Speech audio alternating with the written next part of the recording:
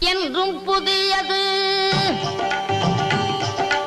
பாடலென்றும் புதியது, பொருள் நிறைந்த பாடலென்றும் புதியது.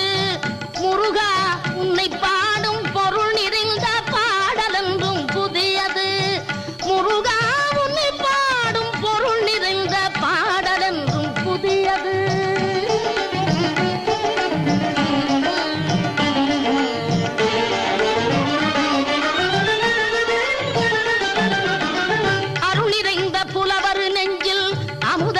தமிழ் கொடுத்த பொருள் நிறைந்த பாடல் என்றும் புதியது.